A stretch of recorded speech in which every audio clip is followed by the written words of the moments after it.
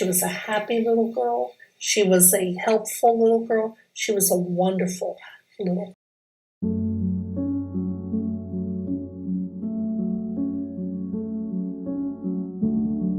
What's good, guys? Welcome back to the Milk Carton series.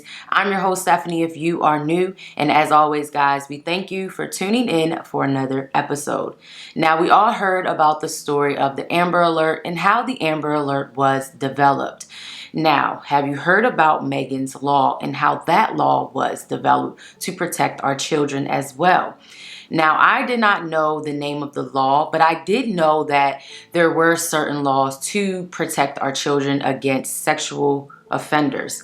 Now, this story is so sad, and although it has been many years, decades even, it's still important that we discuss these stories so that we can tell our children, so we can continue to protect them from predators. Because as technology evolves, as I always say, there's always new ways to have predators. It's just something that we're going to have to deal with. But if we discuss these stories and we tell our children about these stories, it will save a life, okay? Now, I do want to say this story does talk about sexual assaults and rape, so I wanted to throw that disclaimer out. But I do hope that you share this story with your children and discuss to them what Megan's Law is. Now, Megan's Law was created by Richard and Megan Kanka. They are a family whose daughter, Megan, was killed and raped by a registered sex offender who lived within their community. Now, on July 29th of 1994, in the Hamilton Township of New Jersey, this would be the last day that Megan would live and ride her bike.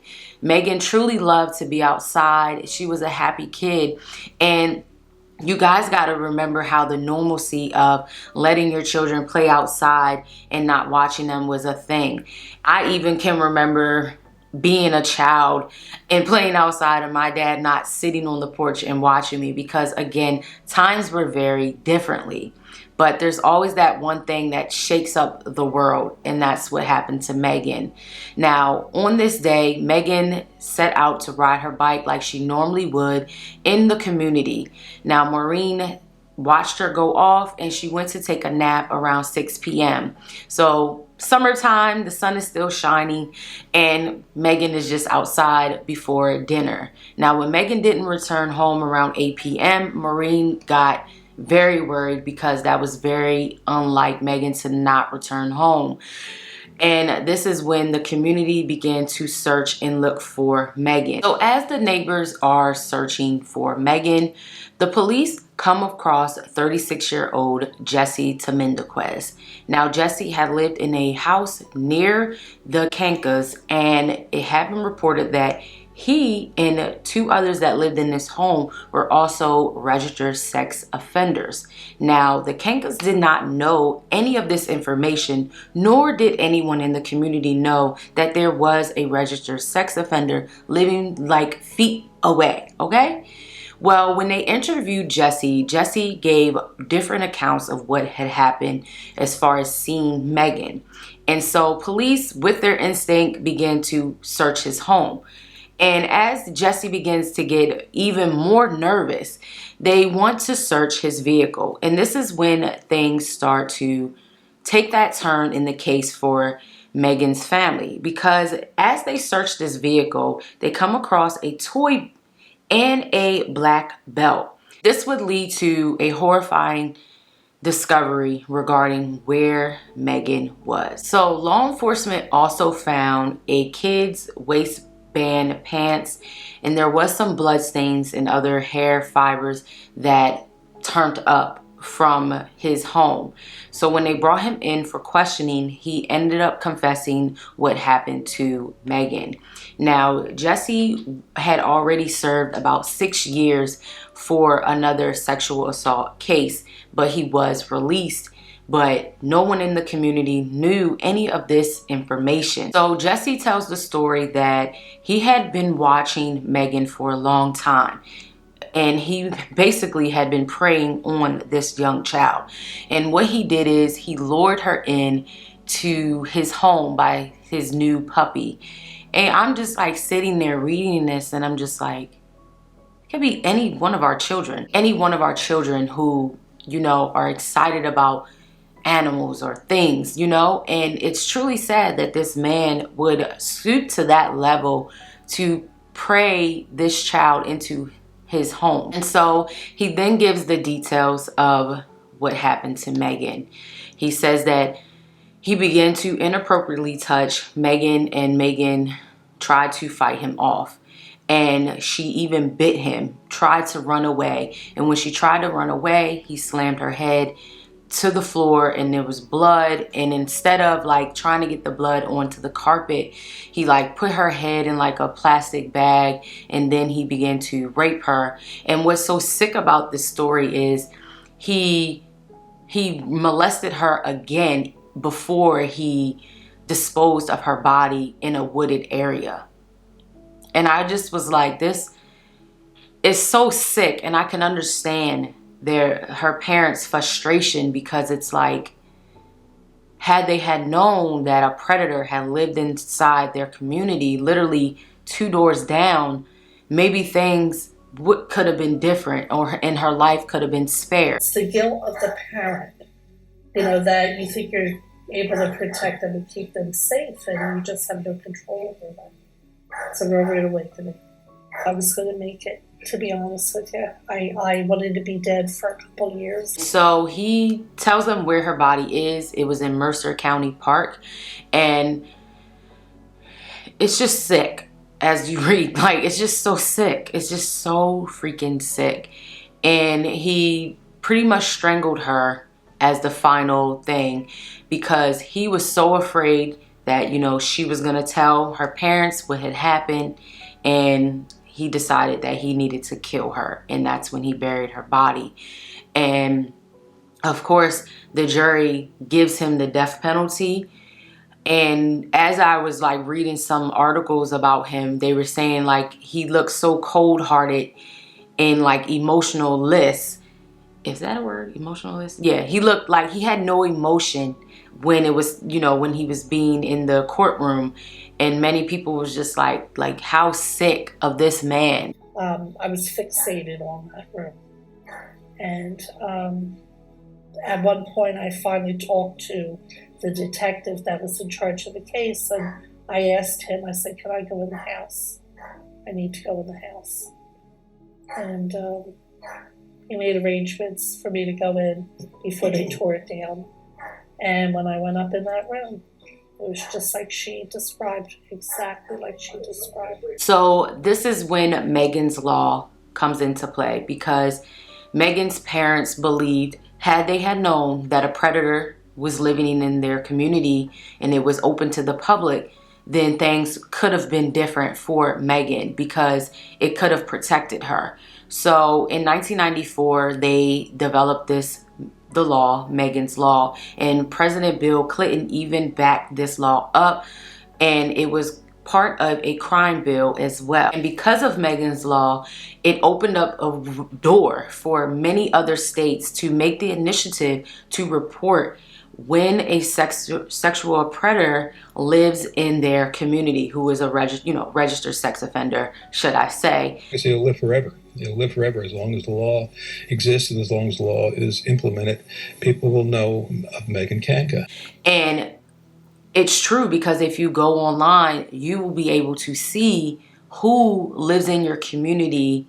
And like, I looked it up in my community, and I'm like, oh, hell no. Like, my kids be like, can I go outside and play? And I'm like, I'm right there with you, because we don't live in the time where you can trust your neighbors like that. And it's sad. And I don't trust anyone. I don't trust a soul, because you can give me that you look like you are the nicest person in the world, but you could be a nasty predator. And I'm just not for it, because I'm going to go to jail. I will gladly smile on my mugshot for you because you will be done, okay? And so in 2003, it was approved that registered sex offenders information can be public on the internet.